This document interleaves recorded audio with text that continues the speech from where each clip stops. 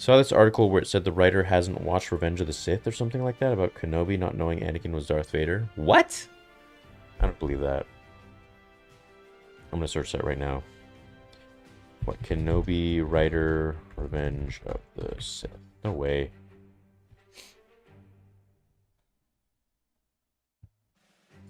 Let's go to news. What? Dude, no way. Hold on. Hold on. There is no way.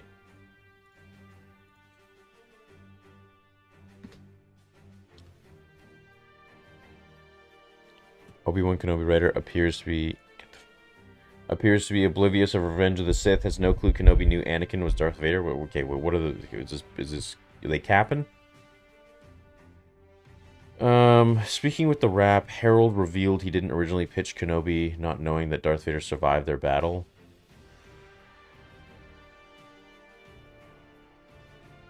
What? He said that was actually not something I pitched originally. That was something I discovered along the way and sort of had to confirm with Pablo Hidalgo and really think, hold on a second, what does he actually know? What? Let me get... Hold on.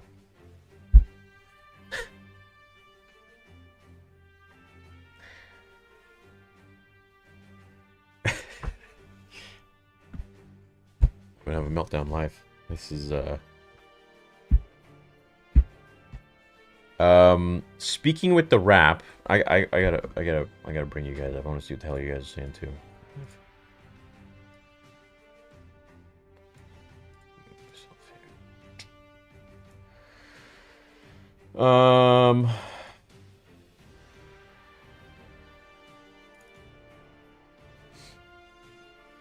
I'm very confused at this moment. Okay.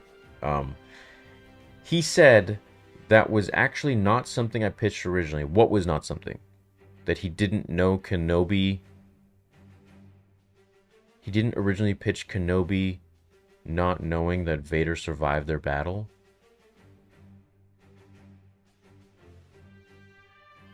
What? How is that possible? Like I don't get it.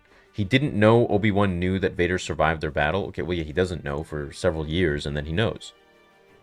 That was actually not something I pitched originally. This was something I discovered along the way and sort of had to confirm with Pablo Hidalgo and really think, hold on a second, what does he actually know? Is there more to this story? Oh, there is. From there, Harold listed off a string of questions, with one of them implying he and the team at Lucasfilm working on this show did not realize that Obi-Wan Kenobi knows that...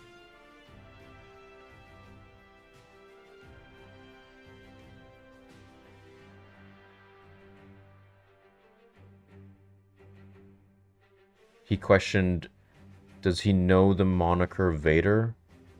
What would that mean? Can he associate the two? What was he cognizant of?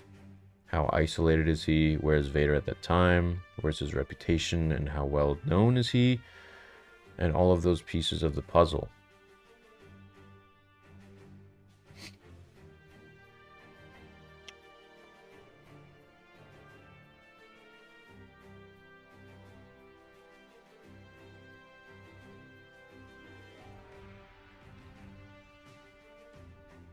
Nevertheless, Harold would go on to explain why he wanted Kenobi to discover that Vader was still alive. Okay, well, I don't see a problem with that. If he's writing that Kenobi doesn't know that Vader's alive, well, there was a bit that he didn't know. That's totally fine. The great piece of storytelling you can use is getting you into play the moment of realization that that which haunts him is still alive. And what does that mean for him? There were many avenues that I could take him down, all of which hopefully are good opportunities to tease our story as we continue, but it all comes down to... What it all comes down to is it viable within canon to play that card, which it was. Yeah, but 10 years after is a little ridiculous. Which is great because that allows you at the end of episode 2 and the beginning of episode 3, gets you so much that feels essential to the fundamental story, which is Obi-Wan, Vader, that which haunts you, facing the past, everything that comes to fruition in 3 and beyond, he continued. It was a good day when we realized we could use it and do it. What do you mean you realized? Had this guy even seen Revenge of the Sith? This is so... I'm so... Lucasfilm, what the absolute F are you guys... Who are you hiring for this stuff? Like, what are you guys doing? What are you doing?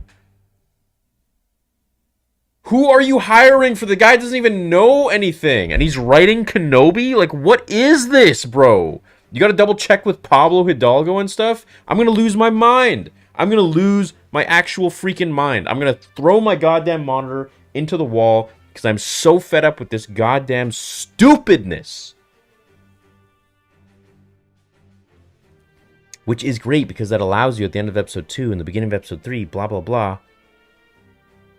It was a good day when we realized we could use it and do it. Like, it made the story active, especially for the viewer that isn't familiar with canon as we all are. Bro, is this guy, like, smoking the reefer? Like, it was a good day when we realized we could use it and do it. It made the story active, especially for the viewer that isn't as familiar with canon as we all are. Brody just freaking admitted that he didn't even know anything. Like, I'm...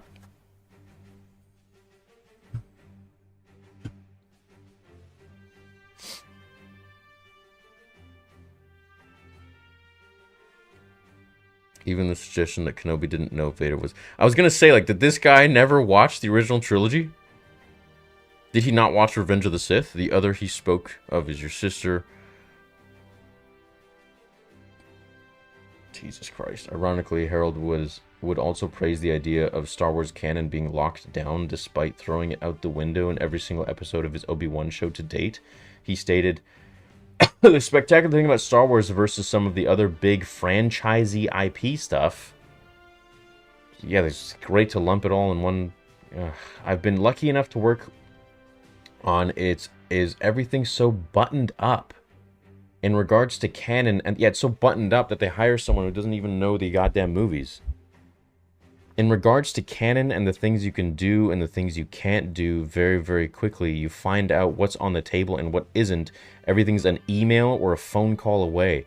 But why is it an email or a phone call away when you're the one writing it? Like, are you just making shit up at the top of your head when you're writing stuff, and then you gotta call in and be like, hey, can Kenobi use a banana peel as a lightsaber? Is that okay? Maybe not. Like... I'm sorry, chat. I'm sorry for my attitude. I gotta check myself a little bit, but like this is the first time that I'm hearing this, and I didn't know anything about the gentleman writing. I figured it was someone that is obviously very akin, very, very knowledgeable about the story of Anakin and Obi-Wan and Vader, and has, you know, I've been a huge fan of the first 6 films and knows them back and front. What the hell is this? You sort of have a big idea and you say, hey, can I do this? And someone goes, no. And you go, okay, fine. Oh, so literally what I just made fun of. Or they say, yeah, you're allowed to do that. And then we canoodle and see if it bears fruit.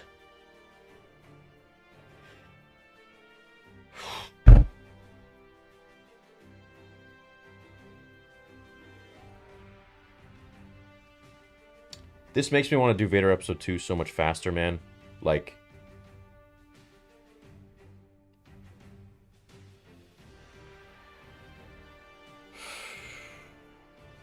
You know, oh my god, dude. Like, I'm so embarrassed right now to even be acting this way right now on my live stream.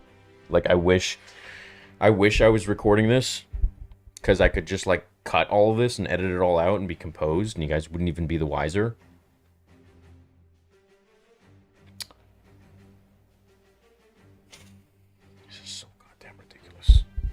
Pablo is the sort of mad genius, and he was incredibly helpful and always available. And I'll be forever grateful for his help, because you can hunt any idea if he can say, yeah, if you want, you're okay there, he concluded. Well, thank The maker for Pablo. Just a handful of canon-breaking aspects to the show are the fact that Bail Organa has a direct line to Obi-Wan Kenobi on Tatooine. This completely makes Princess Leia placing the Death Star plans in R2-D2 and tasking him with finding Obi-Wan Kenobi and getting them to the Rebel Alliance null and void. In the show's second episode, Kenobi actually rescues Princess Leia and meets her face-to-face, something that was heavily implied not to have happened in the original Star Wars film when Leia sends her message to her.